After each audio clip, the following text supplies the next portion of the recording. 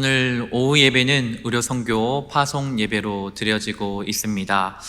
파송 예배는 몇 사람을 먼 나라로 해외로 보내는 1년의 행사가 아닙니다. 교회가 함께 주님의 말씀 앞에 서는 시간입니다. 우리는 왜 가야 할까요? 그리고 우리는 왜 보내야 할까요? 그리고 우리는 무엇을 가지고 가야 할까요? 답은 우리에게 있는 것이 아니라 오직 예수님의 마음에 있는 줄 믿습니다. 그래서 우리는 먼저 예수님을 봐야 할 겁니다. 우리가 무엇을 할 것인가 보다는 우리 예수님께서 어떤 분이신가를 들여다봐야 되겠습니다. 오늘 본문 다시 한번 제가 읽어보겠습니다. 가면서 전파하여 말하되 천국이 가까이 왔다 하고 병든 자를 고치며 죽은 자를 살리며 나병 환자를 깨끗하게 하며 귀신을 쫓아내되 너희가 거저받았으니 거저주라. 이 말씀은 예수님께서 12 제자들을 보내시면서 주신 말씀입니다. 그런데 마태복음 10장의 이 파송은 갑자기 나온 파송이 아니에요. 이 안문맥에 우리 9장에서 예수님의 마음으로부터 흘러나온 파송입니다. 마태복음 9장 35절은 예수님의 사역을 이렇게 잘 요약하고 있습니다.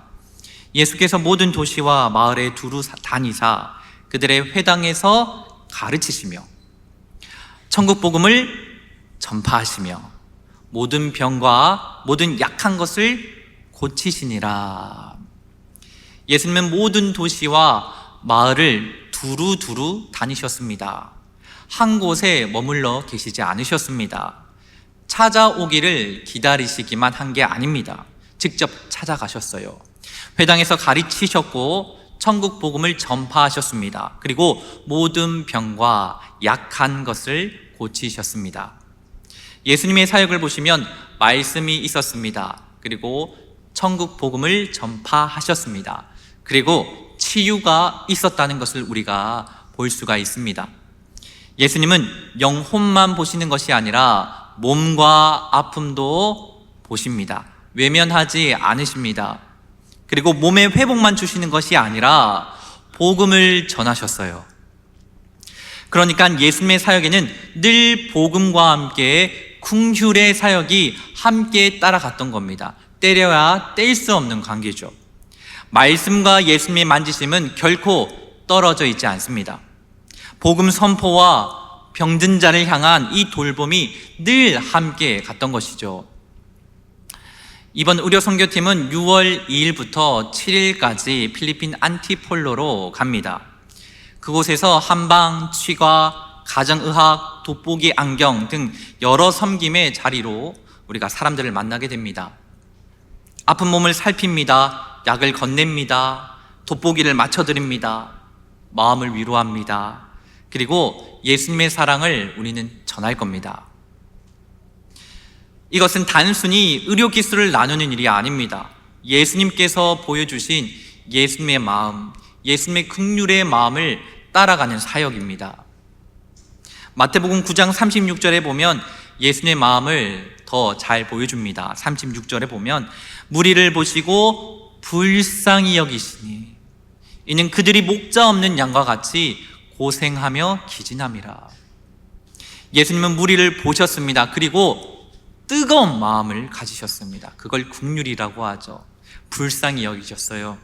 성경은 그 이유를 이렇게 말하죠. 목자 없는 양과 같이 고생하며 기진함이라. 예수님은 그들을 단지 병든 사람으로만 보지 않으셨습니다. 단지 가난한 사람 정도로만 보지 않으셨습니다. 예수님은 그들을 목자가 없는 양으로 보셨습니다. 양에게 목자가 없다는 것은 어떤 의미입니까? 매우 심각한 일입니다. 방향을 잃을 수 있습니다. 먹을 곳으로 인도받지 못합니다. 위험 앞에서 보호받지도 못하고 상처를 입어도 치료할 길이 없습니다. 목자가 없으면 말이죠. 에스겔서 34장에서 하나님은 이스라엘의 거짓 목자들을 책망하셨는데 그 이유가 무엇이었습니까? 그들은 양들을 먹이지 않았습니다. 병든 자를 고치지 않았습니다. 상한 자를 싸매주지 않고 잃어버린 자를 찾을 생각을 안 했습니다. 그래서 양들은 뿔뿔이 흩어졌죠. 상했고 지쳤습니다. 그때 하나님께서 친히 약속이라는 것을 해주시는데요, 내가 친히 내 양의 목자가 되어 그것들을 누워있게 할지라 라는 약속의 말씀을 주셨습니다. 마태복음 9장에서 예수님이 목자 없는 양, 이 무리들을 불쌍히 여기셨다는 것은 단지 가엾게 여기셨다라는 정도가 아닙니다. 에스겔 34장에서 약속하신 하나님께서 오신 겁니다. 친히 자기 양을 먹이시고 찾으시고 고치시고 싸매 주시기 위해서 참 목자 되신 그분께서 오신 일입니다. 예수님은 참 목자 되십니다. 믿으십니까? 흩어진 양을 찾으시는 목자십니다. 상한 양을 싸매 주시고 끌어안아 주시는 목자십니다. 길 잃은 양을 하나님께로 돌아오게 하는 참된 목자십니다. 그래서 선교는 여기서 시작되는 줄 믿습니다. 주님이 먼저 보셨고, 주님이 먼저 불쌍히 여기셨고, 주님이 먼저 찾아오셨고, 주님이 구원해 주셨습니다. 그 다음에 예수님은 제자들에게 말씀하십니다. 마태복음 9장에 보시면 이에 제자들에게 이르시되 추수할 것은 많되 일꾼은 적으니 그러므로 추수하는 주인에게 청하여 추수할 일꾼들을 보내주소서 하라 하시니라. 보내주소서, 그러니까 기도를 가르치신 거예요. 일꾼들을 보내주소서, 이렇게 너네 제자들 기도해라 라고 했던 겁니다. 그런데 놀라운 건 그 다음이에요. 마태복음 10장에서 예수님은 보내주소서라고 했던 그 제자들을 보내십니다. 제자들은 일꾼을 보내달라고 기도해야 했습니다. 그리고 곧 자신들이 보냄을 받은 거죠. 우리 교회가 얼마나 선교를 위해서 뜨겁게 기도하는 교회입니까? 그런데 기도와 파송은 이어져 있다는 겁니다. 교회는 주님의 파송에 순종해야 됩니다. 오늘 파송 예배는 단지 우리 의료 선교팀만을 위한 시간이 아닙니다. 우리 교회 전체를 향한 말씀의 시간입니다. 모두가 필리핀에 갈 수는 없죠. 모두가 의료 기술을 가진 것도 아닙니다. 그러나 모두가 함께 기도하고 모두가 함께 보낼 수는 있습니다. 선교팀은 필리핀으로 갑니다. 누군가는 기도로 함께 갑니다. 누군가는 후원으로 함께 갑니다.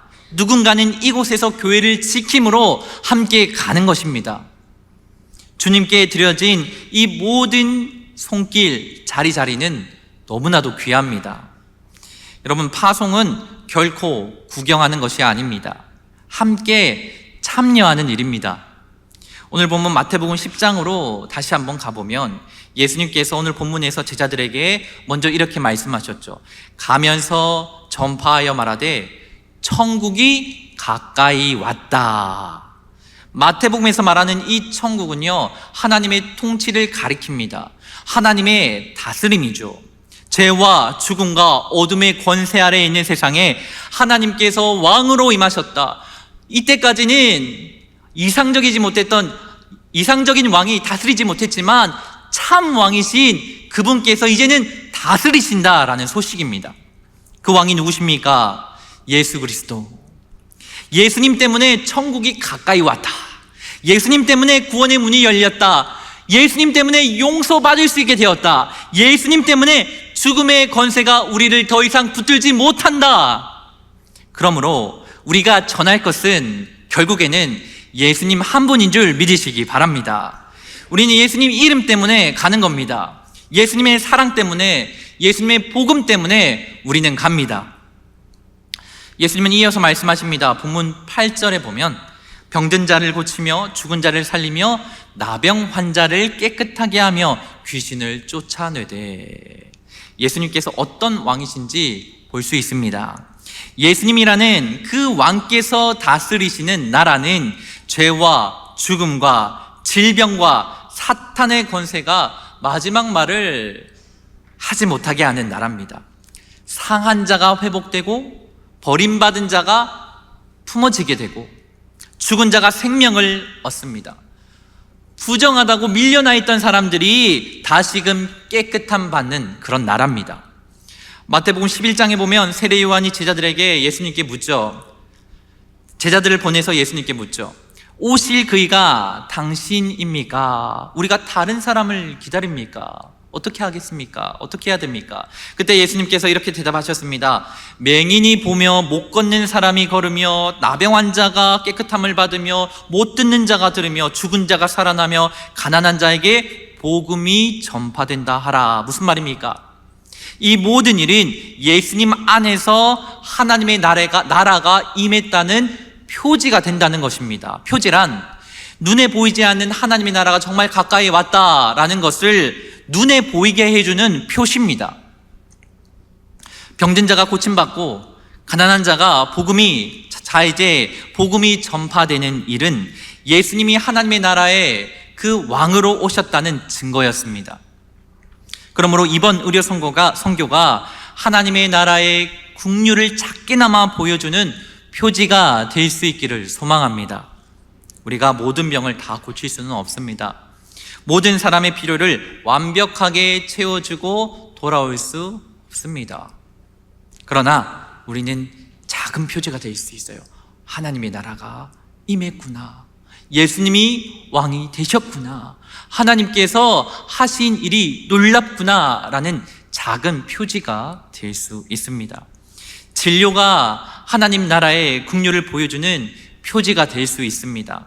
약을 건네는 그 손이 하나님 나라, 주님의 돌보심을 보여주는 작은 표지가 될 수 있습니다. 저는 군복무를 할 때 의무병으로 있었습니다. 사실 의무병이 될 계획은 전혀 없었습니다. 의학과 특별한 관련이 있던 것도 아닙니다. 그런데 군대에서 줄을 잘못 섰습니다. 돌이켜보면 하나님의 크신 은혜입니다. 마침 이 의무주특기 병사들이 있는 내무반에 한 자리가 비어 있었습니다. 그런데 그 조교가 너 일로 와봐라. 저쪽 비었으니까 저쪽 가서 자라 했던 겁니다. 그렇게 대전군의학교로 같이 가서 10주 동안 교육을 받았습니다. 그리고 특수전 사령부에서 의무병으로 병장까지 복무를 했습니다. 그때 여러 군의관들과 그리고 의무병들 곁에서 지내며 배운 것은 정말로 치료의 손이라는 것은 너무나도 중요하다는 겁니다. 너무나도 귀한 손입니다. 그러나 동시에 그 치료의 손에는 한계가 있다는 것도 알게 됐습니다. 그래서 의료 선교를 이틀 앞둔 지금도 같은 고백을 하게 됩니다. 우리의 손을 사용하시는 주님, 당신을 믿고 갑니다. 고치시는 분도 살리시는 분도 당신이십니다. 구원하시는 분도 당신이시고, 그런데 다만 주님, 우리의 작은 손을 사용하여 주시옵소서. 우리가 잘 아는 선한 사마리아인 이야기 아시죠? 강도 만난 사람이 길가에 쓰러져 있습니다. 제사장도 보았고 레위인도 보았습니다. 그런데 그냥 지나치죠. 사마리아인은 달랐습니다. 그를 보고 불쌍히 여겼습니다. 가까이 가서 상처를 싸매 주었습니다. 그리고 자기 짐승에 태우고서는 주막으로 데려가서 돌보았습니다. 선한 사마리아, 여기까지 끝맺으면 너무 아쉬워요. 누구를 우리가 그 선한 사마리아인을 보며 떠올려야 합니까? 예수님이십니다. 예수님께서 우리에게 참된 이웃이 되어 주셨습니다. 친구가 되어 주셨습니다. 죄와 죽음에 쓰러진 우리에게 가까이 오셨습니다. 십자가에서 자기 생명 내어서 우리를 건지시고 살리셨습니다. 그러므로 우리는 구원받기 위해서 섬기는 것이 아닙니다. 이미 구원받았어요. 국률함을 우리는 이미 받았습니다. 우리가 먼저 좋은 사마리아인이 되자는 게 아닙니다. 우리는 먼저 주님께 긍휼함을 받은 사람입니다. 그 은혜를 받았기에 이제 우리도 상처 입은 이웃에게 가까이 가자는 겁니다. 우리는 하나님이 아닙니다. 주님이 아닙니다. 구원자가 아닙니다. 사람을 근본적으로 고칠 수 없습니다. 그러나 하나님께서 우리의 손을 사용하십니다. 접수하는 손, 안내하는 손, 진료하는 손, 약 건네는 손, 돋보기 맞추는 손, 안내하고 돕는 손, 줄 세우는 손, 그리고 교회에서 기도하는 여러분의 손 사용하십니다. 주님께 드려진 손 모두가 귀합니다. 고린도전서 12장에서 바울은 교회를 그리스도의 몸으로 표현을 했죠. 몸에는 여러 지체가 있습니다. 역할이 다 다릅니다. 그러나 한 몸이다. 그러므로 오늘 이 예배는 우리 선교 팀원을 격려하는 시간에서 끝나는 것이 아니라 우리 교회 전체가 주님의 국률에 함께 묶여있는 귀한 시간 되기를 축복합니다. 마지막으로 오늘 우리가 읽은 본문 끝부분은 어떻게 되어 있나요? 너희가 거저 받았으니 거저 주라. 우리는 주기 전에 먼저 받은 사람들입니다. 복음을 받았습니다. 용서함을 받았습니다. 구원을 받았습니다. 하나님의 자녀가 되는 은혜를 받았습니다. 그런데 이 은혜가 값싼 은혜가 아닙니다. 값싼 은혜가 아니에요. 우리는 거저 받았지만 예수님께서 어떤 값을 치르셨습니까? 우리는 값없이 용서받았지만 예수님께서는 십자가에서 피 흘려 죽으셨습니다.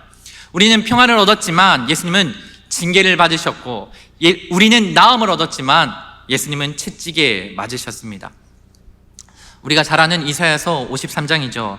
그가 찔림은 우리의 허물 때문이요 그가 상함은 우리의 죄악 때문이라. 그가 징계를 받음으로 우리는 평화를 누리고 그가 채찍에 맞음으로 우리는 나음을 받았도다. 베드로전서 2장 24절입니다. 친히 나무에 달려 그 몸으로 우리 죄를 담당하셨으니 이는 우리로 죄에 대하여 죽고 의에 대하여 살게 하려 하심이라. 그가 채찍에 맞음으로 너희는 나음을 얻었나니. 그러니까 성경이 말하는 참된 회복은 죄인 한 사람이 하나님께로 돌아오는 그 일입니다. 길 잃은 양이 참 목자이신 예수님께로 돌아오는 것이 참 치료라는 것입니다. 하나님과 원수되었던 사람이 하나님과 다시 친해지는 것, 다시 화목되어지는 것이 참된 치료라는 것입니다. 그러므로 이번 의료선교 사역은 몸과 아픔을 우리가 돌보면서도 영혼의 목자이신 예수님을 한 번이라도 더 기억하면 좋겠고 더 기억하게끔 만들었으면 좋겠습니다. 그래서 짧은 영어라도 예수님께서 너를 사랑하셔, 우리는 너를 위해서 기도해 라고 얘기했으면 좋겠습니다. 성도 여러분, 오늘 이 말씀은 선교팀에만 주시는 말씀이 아닙니다. 오예배에 앉아 계신 우리 모두에게 주시는 말씀입니다. 우리는 모두가 거저받은 사람들입니다. 그러므로 모두 거저주는 삶으로 부름받았습니다. 필리핀만 가는 우리만이 아닙니다. 가정에서도 거저줘야 되고요, 회사에서도 거저줘야 되고, 직장에서도, 교회에서도, 이웃에게도 거저 주어야 합니다. 우리가 거저 받았기 때문이죠. 우리는 목자 없는 양들을 결코 외면할 수 없습니다. 우리 주님께서 우리에게 지금 묻습니다. 너희는 내 국률에 참여하고 있느냐? 목자 없는 양을 바라보는 나의 심정으로 그들을 바라보고 있느냐? 선교팀 여러분, 우리는 교회를 대표해서 갑니다. 그러나 우리만 가는 것이 아닙니다. 교회가 함께 가고요, 성도들의 기도가 함께 가고요, 그리고 가족들의 배려도 함께 가고, 무엇보다 주님께서 함께 가십니다. 그러므로 겸손히 갑시다. 그리고 담대히 갑시다. 두려워하지 맙시다. 저는 우리 의료팀 멤버들이 너무 좋더라고요. 물론 걱정이 되는 부분도 있을 겁니다. 작년에 비해서 부족한 부분도 있을 수 있습니다. 그러나 우리의 경험과 그리고 우리의 능력을 의지하지 마시고 우리와 함께 하시는 선하신 주님을 의지하시기를 바랍니다. 교회에 남아서 함께 보내는 성도 여러분, 우리들을 위해서 기도해 주십시오. 안전과 건강을 위해서 기도해 주십시오. 진료 현장에 가장 중요한 성령의 기름이 부어질 수 있도록 기도해 주십시오. 팀원들이 서로 사랑하면서 원팀이 될 수 있도록 기도해 주십시오. 무엇보다도 예수님의 이름이 전해질 수 있도록 기도해 주십시오. 기도는 우리 가장 가까이에서 함께 사역하는 동력의 자리입니다. 말씀을 맺겠습니다. 선교는 주님의 국률에서 시작됩니다. 예수님은 목자 없는 양 같은 우리를 보셨고 불쌍히 여기셨고 그리고 제자들을 보내주셨습니다.